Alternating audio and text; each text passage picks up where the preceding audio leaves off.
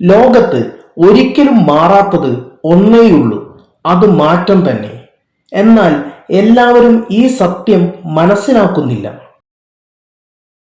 90% പേർ മാറ്റത്തെ അറിയാതെയാണ് ജീവിക്കുന്നത്. 9.95% ആളുകൾ മാറ്റത്തോടൊപ്പം സഞ്ചരിക്കുന്നു. എന്നാൽ 0.05% ആളുകളാണ് ഇവിടെ മാറ്റം സൃഷ്ടിക്കുന്നത്, അല്ലെങ്കിൽ മാറ്റത്തിന് മുൻപേ നടക്കുന്നത്. മാറ്റത്തെ തിരിച്ചറിയാത്തവർ. അവരുടെ ജീവിതം ഒരു സേഫ് സോണിലാണ്. പഴയ രീതികൾ, പഴയ ശീലങ്ങൾ, പഴയ ചിന്തകൾ, ഇതിൽ നിന്ന് പുറത്തേക്ക് പോകുവാൻ അവർ തയ്യാറല്ല.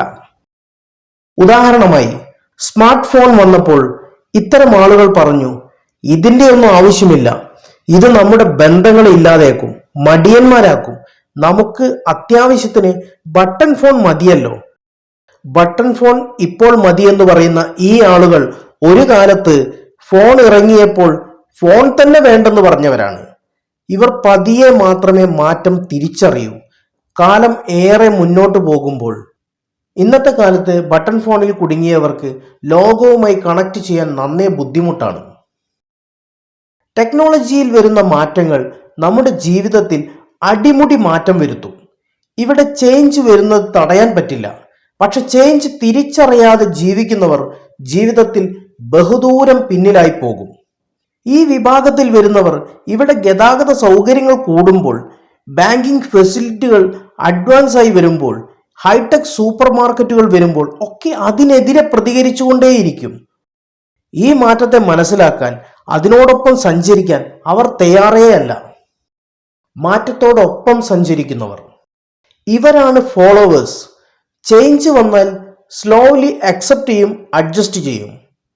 നമുക്ക് നിത്യപരിചിതമായ പർച്ചേസ് എന്ന് പറയുന്നത് നാട്ടിലുള്ള കടകളാണ്.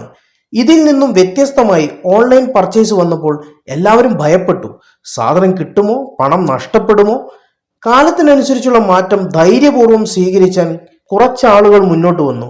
ഇന്ന് വലിയൊരു ശതമാനം ആളുകൾ ആമസോൺ, ഫ്ലിപ്കാർട്ട് തുടങ്ങിയ ഓൺലൈൻ സൈറ്റുകളുടെ സ്ഥിരം ഉപഭോക്താക്കളായി മാറി. മാറ്റം സൃഷ്ടിക്കുന്നവർ.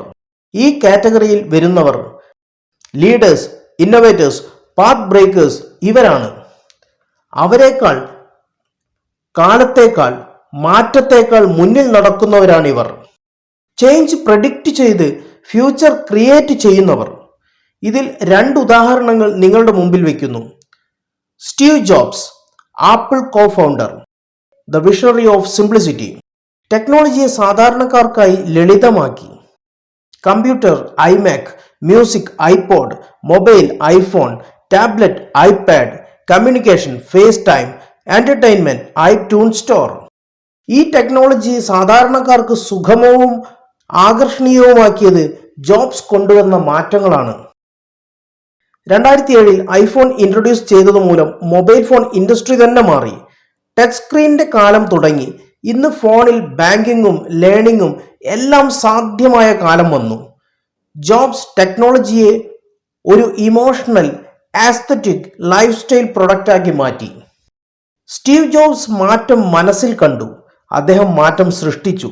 ലോകം അതിനെ പിന്തുടരാൻ നിർബന്ധിതരായി. മാറ്റം സൃഷ്ടിക്കുന്ന ആളുകളിൽ ഒരാളെ കൂടി പരിചയപ്പെടുത്താം.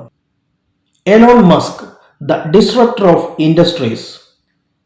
ടെസ്ല മോട്ടോഴ്സ് പെർഫോമൻസിലും സ്റ്റൈലിലും പെട്രോൾ കാറിനേക്കാൾ മികച്ചതാണെന്ന് തെളിയിച്ചു. മുഴുവൻ ഓട്ടോ ഇൻഡസ്ട്രിയും EV എന്ന മാറ്റം ഉൾക്കൊണ്ടു. സ്പേസ് എക്സ്പ്ലോറേഷനിൽ വലിയ മാറ്റം കൊണ്ടുവന്നു. Space X rocket launch cost 90% വരെ കുറച്ചു. റീയൂസബിൾ റോക്കറ്റ് നിർമ്മിച്ചു. സ്പേസ് ഇൻഡസ്ട്രിയിലെ ഗെയിം ചേഞ്ചറായി മാറി. സ്പേസ് എക്സ്പ്ലോറേഷൻ ഗവൺമെന്റ് മാത്രം കൈകാര്യം ചെയ്തിരുന്നത് പ്രൈവറ്റ് കമ്പനീസിലേക്കും മാറി. സമയത്തിനപ്പുറത്തുള്ള അദ്ദേഹത്തിന്റെ ചിന്തകൾ. Neuralink brain computer interface, Hyperloop ultra fast transport, Starlink global internet through satellites. Elon Musk 10-20 വർഷത്തിന് ശേഷം ലോകം എങ്ങനെ ഉണ്ടാവണം എന്ന് ആദ്യം കാണും, പിന്നെ അത് സൃഷ്ടിക്കാൻ തുടങ്ങും. ജോബ്സ് നമ്മളെ ടെക് ലവേഴ്സ് ആക്കി മാറ്റി. മസ്ക് നമ്മളെ ഫ്യൂച്ചർ തിങ്കേഴ്സ് ആക്കി മാറ്റുന്നു. ഇരുവരും തെളിയിച്ചത് change only happens when a few dare to think differently. ഇനി നിങ്ങൾ സ്വയം ചോദിക്കണം, നിങ്ങൾ ഏത് വിഭാഗത്തിലാണെന്ന്. മാറ്റത്തെ തിരിച്ചറിയാതെ പിന്നിൽ പോകുന്നവരാണോ, മാറ്റത്തോടൊപ്പം സഞ്ചരിക്കുന്നവരാണോ, അല്ലെങ്കിൽ മാറ്റം തന്നെ സൃഷ്ടിക്കുന്നവരാണോ? ഓർക്കൂ, മാറ്റം മാത്രമാണ് മാറ്റമില്ലാത്തത്.